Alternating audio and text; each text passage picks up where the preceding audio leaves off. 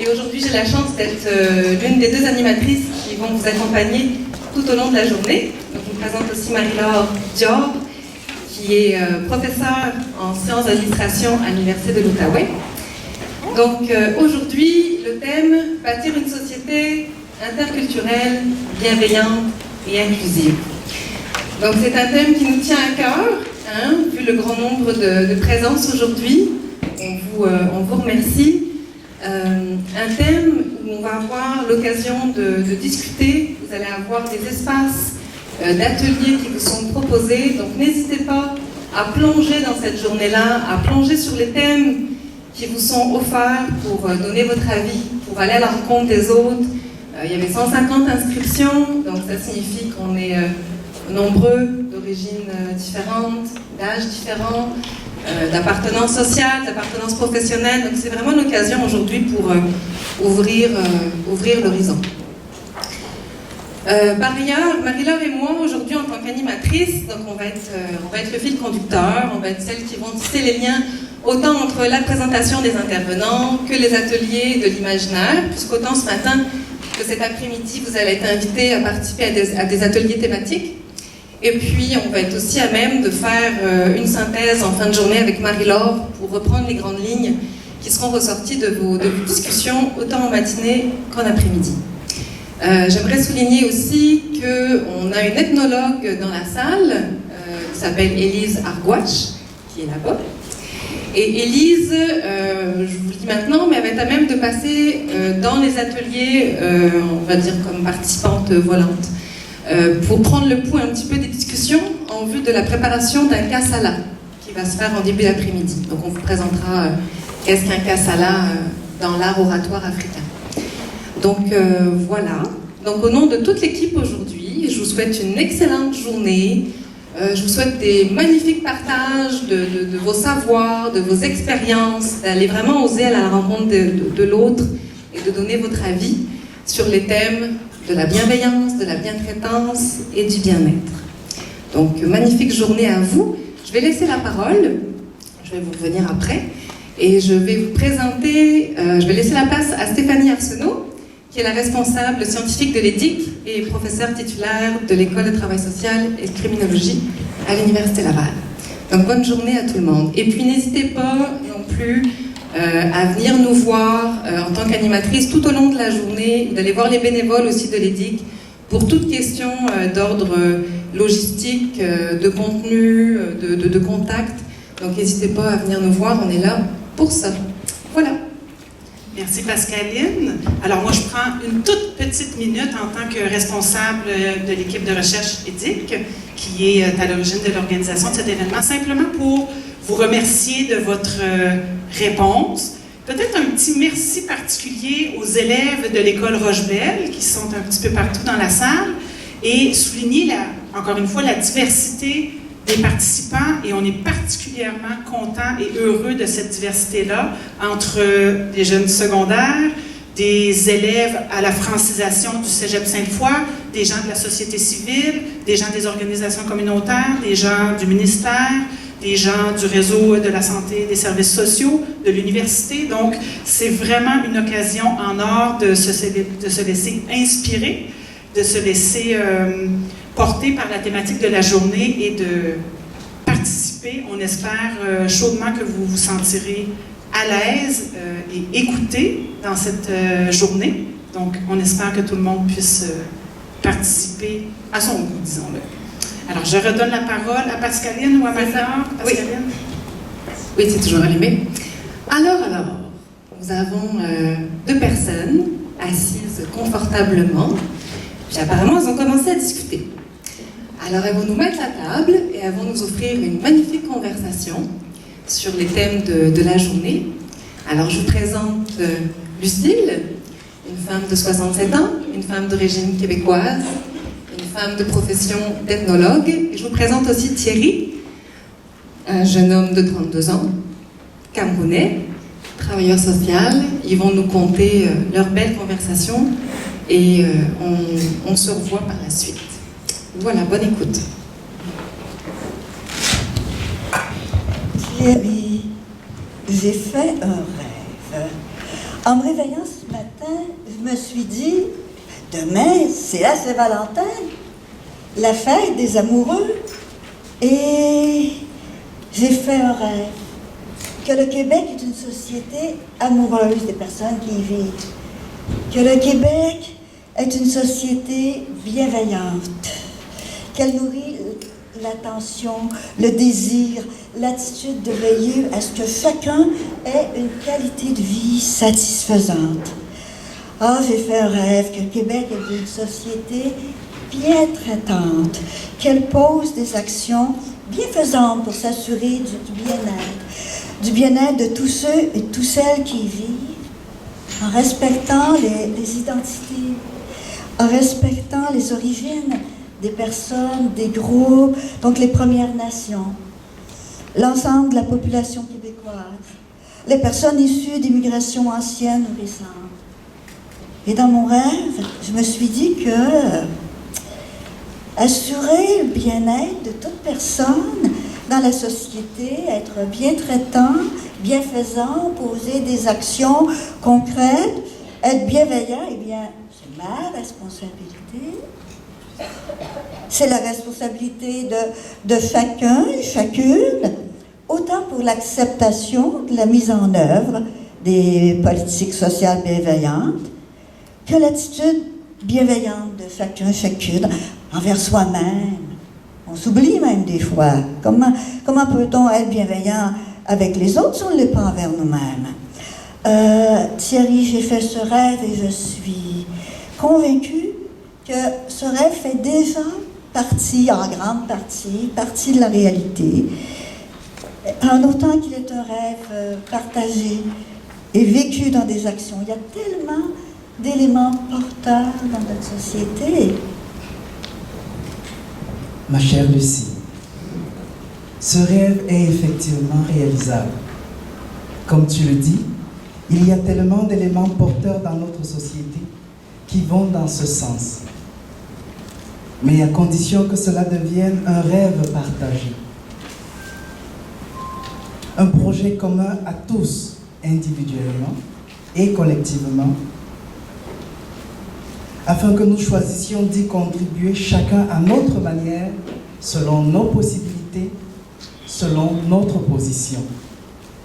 Il s'agit donc d'avoir une vision systémique de la personne et de son environnement, une vision holistique de la société, comme on le dit en travail social. Ce qui se traduit donc par la question du bien-être, qui peut être aussi être traduit par l'expression degré de satisfaction. Degré de satisfaction par rapport à quelque chose. Tu sais, Lucie, selon le dictionnaire Larousse en ligne, le bien-être est un état agréable résultant de la satisfaction du corps et du calme de l'esprit. Sans trop m'y éloigner, comme travailleur social, je te dirais qu'il faut distinguer trois types de bien-être que sont le bien-être individuel, le bien-être familial et le bien-être social. Quelle est la différence ou la nuance que je fais entre ces trois états du bien-être? De façon sommaire, je te dirais qu'au niveau du bien-être individuel, il résulte essentiellement d'un sentiment de satisfaction gratifiant. Celui-ci signifie la réalisation du moi et de la reconnaissance du je comme individu subjectif. Cela à la fois sur le plan de la santé, de l'éducation, sur le plan professionnel, financier, amical, sentimental, qui entraîne un état de sécurité donnant naissance à un état d'espoir pour l'avenir. Aujourd'hui est bon, demain sera encore mieux. Au niveau du bien-être familial, en plus d'inclure tous les éléments du bien-être individuel pour chacun des membres de la famille, de ma famille possessive, il introduit un sentiment d'appartenance et de partage qui entraîne la prise de conscience de l'état général du monde. Il fait donc ici naissance à un lien de sang, un lien d'appartenance. Un lien d'appartenance qui donne lieu à un état d'espoir. Ce que je peux traduire aujourd'hui par l'expression « je suis parce que nous sommes et puisque nous sommes, je suis ». Ce dernier élément trouve également toute sa place lorsque je parle du bien-être social qui, lui, va simplement être cette combinaison du bien-être individuel et du bien-être familial, mais à plus grande échelle, car il va accentuer l'existence de l'importance du respect d'un ensemble de règles de fonctionnement sous la gouvernance d'élus. À chaque membre de la société, peu importe ses origines, peu importe son appartenance, il prend en compte le sentiment de réalisation du moi, du je et du nous en interaction. Ces trois états du bien-être peuvent, je pense simplement, vouloir traduire l'atteinte d'un équilibre qui permet à chacun d'exister, de vivre dans la dignité et le respect de son identité. Et toi, Lucie, qu'en penses-tu? En effet, le bien-être, on peut le définir par certains critères, plus ou moins objectifs. Est-ce que toute personne a accès à ce qui lui permet d'avoir une qualité de vie satisfaisante sur le plan matériel? Accès au logement, accès à un travail qui correspond à sa formation, à ses aspirations au travail, à ses compétences. Sur le plan social, la capacité de développer des relations positives, de participer au développement de la société, à la vie en société. Sur le plan du développement affectif et personnel, la reconnaissance de ses identités personnelles, sociales, culturelles. Sur le plan spirituel, la reconnaissance de ses choix religieux, de ses choix culturels ou artistiques. Tous ces aspects sont essentiels à la construction en chacune dans les groupes d'une force de résilience, d'une force de rebondissement pour faire face aux imprévus et aux difficultés de la vie en société et y répondre de manière créative. Parce que, comme dit le dicton, on ne se baigne jamais deux fois dans le même fleuve. Aussi, le bien-être, on peut le définir par certains critères, plus ou moins subjectifs. Et surtout, Thierry, le sentiment de bien-être, je suis convaincue qu'il vient de sentiments de confiance. Confiance dans son environnement, confiance envers les personnes qui nous entourent. Le sociologue Anthony Giddens nomme cela le sentiment de sécurité ontologique de l'être. Ce sentiment de confiance peut se développer seulement si on sent qu'on est reconnu pour ce qu'on est. Et je pense toujours à Charles Taylor, dont j'ai pris une citation qui est devenue pour moi une citation fétiche, raide, mais cette citation pour moi, elle est tellement importante. La reconnaissance, ce n'est pas une politesse qu'on fait aux gens, c'est un besoin vital. Un besoin vital. Et Paul Ricoeur, le philosophe, renchérit: sans reconnaissance mutuelle, il n'y a pas de capacité d'agir. Alors, comment pouvons-nous progresser pour devenir une société de plus en plus bien traitante? Dans le langage courant, on dit on se traite bien, on se donne du bien-être dans notre vie, dans nos relations. Mais le terme bien-traitance, dans certains domaines d'intervention sociale, on dirait que le sens est devenu plus restrictif. même qui est compris parfois comme on va avoir de la bientraitance envers des gens pour lesquels on a de la compassion, qui sont démunis. La bientraitance, c'est pour chacun. Qu'est-ce que tu en penses, toi, Thierry? Et comment tu le vois aussi dans ton domaine?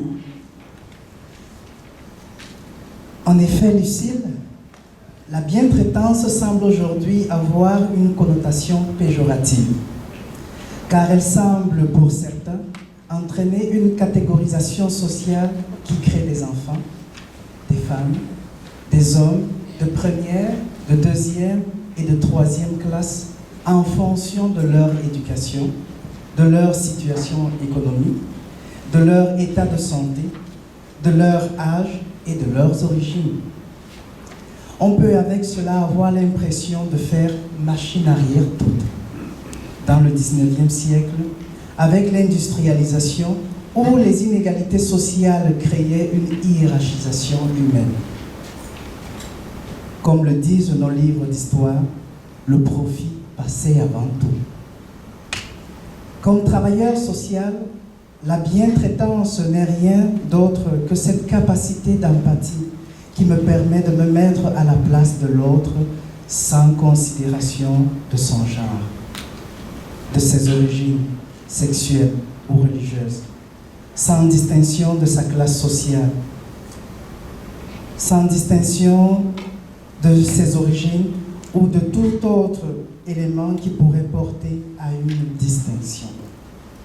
La bientraitance va être cette capacité à se mettre à la place de l'autre, ce qui m'oblige à me poser la question: et si c'était moi? Et si c'était nous? Comment aurais-je aimé être traité? Comment nous aurions aimé être traités? En considération de cela, ma chère Lucie, la bientraitance fait nécessairement appel, pour moi, travailleur social, à la dignité humaine, ce qui me permet de placer l'humain avant tout dans ma pratique quotidienne. Se mettre à la place de l'autre, c'est un paradoxe important. Il y a plusieurs définitions d'empathie. Pour ma part, je me sens très proche d'Alex Muccelli quand il définit l'empathie comme la capacité de comprendre ce que vit l'autre, ce que ressent l'autre, de son point de vue, pas du mien, afin d'éviter la confusion fusionnelle, émotionnelle, afin de risquer d'imposer à l'autre ce que moi je pense, ce qui est bon pour lui. Il y a tellement de dérives, il y a tellement eu de dérives, il y a tellement encore de dérives à penser qu'on sait ce dont l'autre a besoin.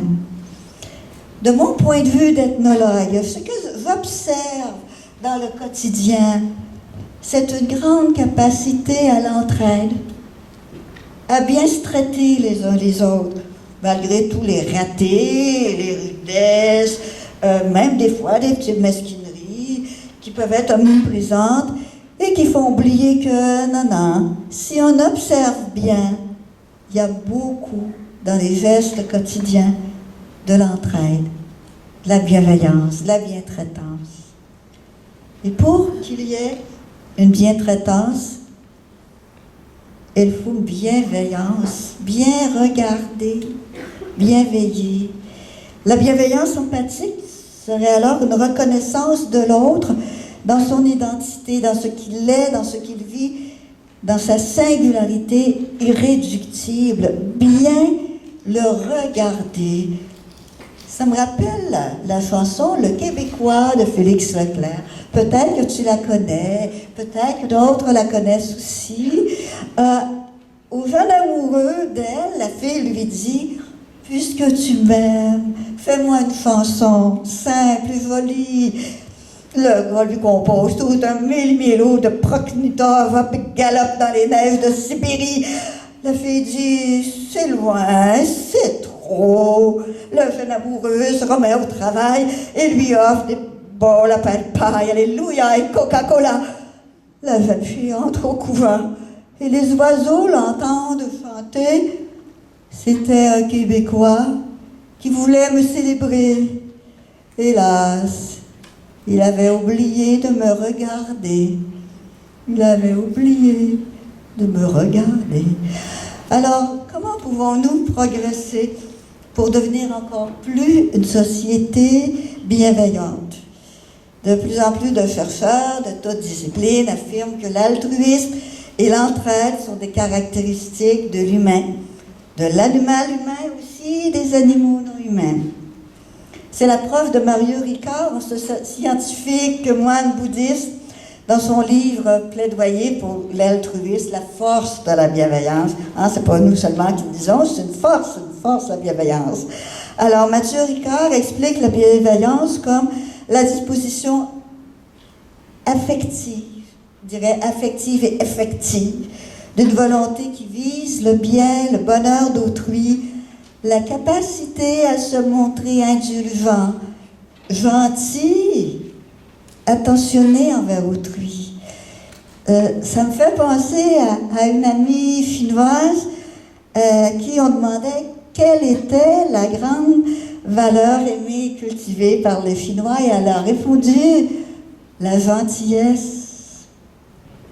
J'ai l'impression que parfois la gentillesse est considérée dans nos sociétés comme une faiblesse, presque un défaut, alors que c'est une grande force, peut-être la force la plus grande. Et ça me fait penser, Thierry, tu aurais un exemple dans ta pratique? Effectivement, Lucille,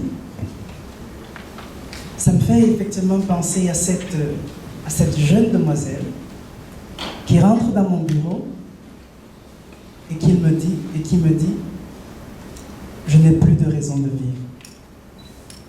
J'ai tout perdu. Je n'ai plus d'importance, ni pour moi, ni pour les autres. Je l'écoute, je lève les yeux sur elle et je souris. Et je lui dis, tu es importante, tu es belle et tu as de la valeur. À elle de me regarder et de reculer légèrement la tête en arrière en guise de « je ne te crois pas ». Et là, je lui dis « sors dans la rue, fais-toi renverser par une voiture.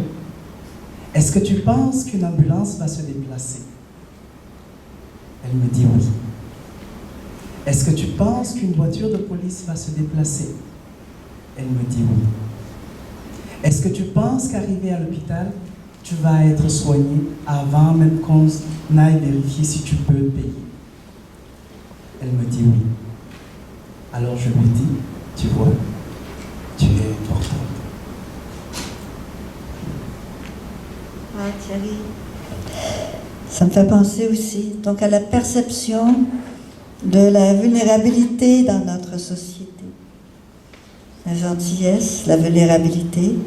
Et si la vulnérabilité, la fragilité est une force personnelle et sociale, est-ce qu'il existe plus fragile qu'une fleur d'ombre qu'on peut piétiner, écraser sans la voir?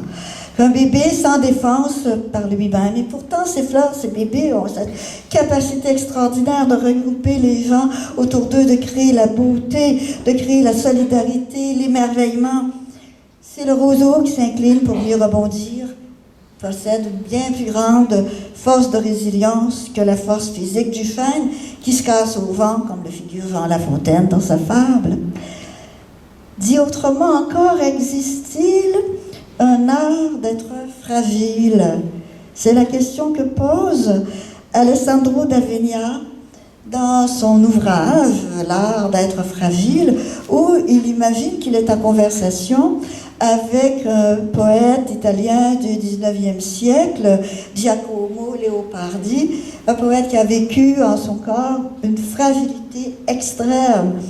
Et il lui dit ceci: « Nous vivons dans une époque où l'on n'a pas le droit de vivre que si l'on est parfait. Toute insuffisance, toute faiblesse, toute fragilité semble bannie. Mais il est une autre façon de se soulever, c'est de se construire comme toi, une autre terre, une terre féconde, la terre de ceux qui savent qu'ils sont fragiles. Cela l'amène à penser l'art de la fugue, la musique et la fuite, ou se rebeller contre ce qui nous empêche d'être fidèles à nous-mêmes, ce qui nous empêche de vivre intégralement sa vie et de mettre la flamme à l'épreuve. C'est de se rebeller contre les limites que pose le milieu parfois. Alors prendre conscience de notre fragilité, que nous sommes tous dans le même bateau planétaire, peut devenir une force agissante et être un levier pour la justice sociale, lutter contre la discrimination, l'exclusion, favoriser l'inclusion. En somme, Thierry, je suis convaincue que la bienveillance est avant tout la reconnaissance en intention et en action, la reconnaissance de soi, la reconnaissance mutuelle. Lucie, toute société bienveillante se veut, à mon avis, avant tout, une société ouverte à la différence. Elle revendique quotidiennement un sentiment d'appartenance et travaille de ce fait à être inclusive.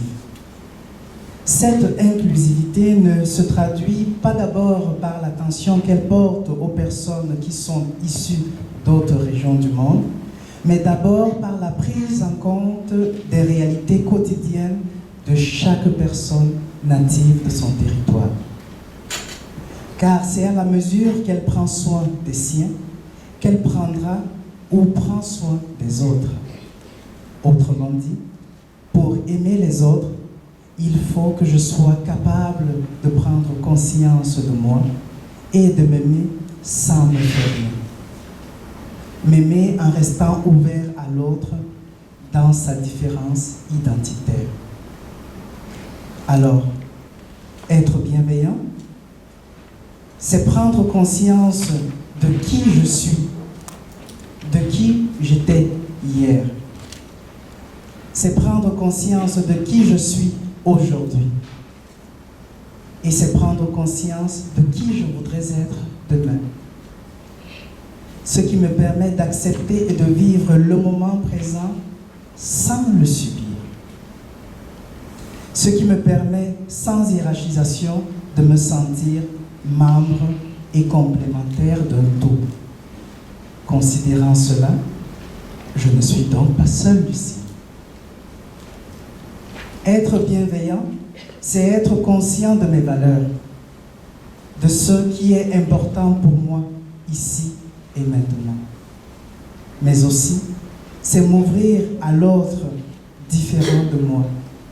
C'est accueillir l'autre et accepter l'autre dans toute sa différence pour non pas la tolérer, ni cohabiter avec elle, mais au contraire pour vivre ensemble en portant attention non pas seulement à ce qui nous différencie, mais aussi à ce qui nous unit et peut nous unir. Dans une peinture, Lucie, il n'y a pas qu'une seule couleur. Ce serait plat. Dans une peinture, il y a plusieurs couleurs. Et c'est cette multitude de couleurs différentes qui donne forme à cette peinture et la rend belle. Ma chère Lucie, tu me rappelais que demain, c'est la Saint-Valentin. Parler de bienveillance, ce n'est rien d'autre que parler de la Saint-Valentin. Mais de la Saint-Valentin en permanence. Pourquoi, me diras-tu? Je te répondrai en te disant que la Saint-Valentin, c'est la fête de l'amour. C'est le jour où l'on veut particulièrement souligner l'importance de l'être aimé qui est différent de nous, entre autres par son genre. C'est la fête de la complémentarité, car c'est le jour où je me souviens que je m'aime. mais que j'ai besoin de l'autre pour être moi-même comme individu, comme famille et comme société. Je me souviens que j'ai besoin d'être en relation pour garder mon équilibre. Je vais paraphraser un auteur camerounais en disant « Ma très chère Lucie, je suis parce que tu es. Et puisque tu es, ma chère Lucie, moi, Thierry, je suis. » C'est ça pour moi, être bienveillant. Thierry, je rêve comme toi, et elle est déjà là, d'une diversité culturelle qui soit une eau qui nous traverse tous par sa richesse et qui fasse sens pour construire ensemble des attitudes bienveillantes, des actions bien traitantes et réalistes pour répondre efficacement aux enjeux urgents de notre société. Ensemble, la bienveillance, c'est se rendre compte que nous sommes tous interdépendants les uns des autres et d'agir en conséquence pour le bien de tous. Et mon cher Thierry, nous ne sommes pas seuls. Alors invitons nos amis à nous enrichir, à enrichir nos réflexions et ensemble, nous transformerons le monde. On le peut. Nous le pouvons. Tous ensemble. Merci, Lucille et Thierry.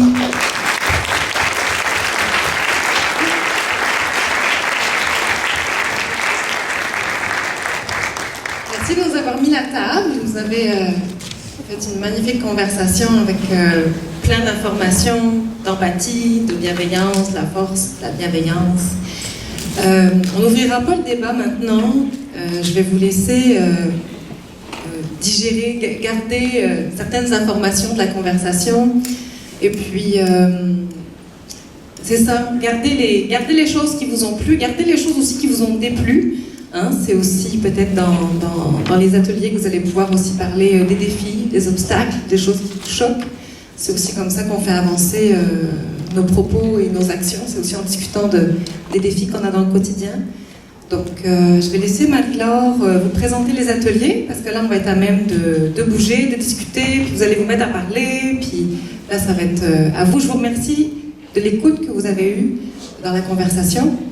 Donc, je laisse Marie-Laure vous présenter les ateliers, et puis après, on ira se prendre une pause, café, air, tout ça, avant de revenir en grand groupe. Merci. Bonjour. Bonjour. Alors, on a besoin de votre motivation, puis de votre énergie. Avant qu'on aille en pause, donc j'aimerais vous expliquer qu'est-ce qui va suivre. Est-ce que vous m'entendez bien? Oui. Je déteste les micros. Alors, voilà ce qui va se passer. Donc, quand vous allez revenir de pause, on va vous inviter à suivre des ateliers. Donc, ateliers interculturels de l'imaginaire. Donc, c'est des ateliers où vous allez pouvoir continuer à réfléchir sur ces trois notions.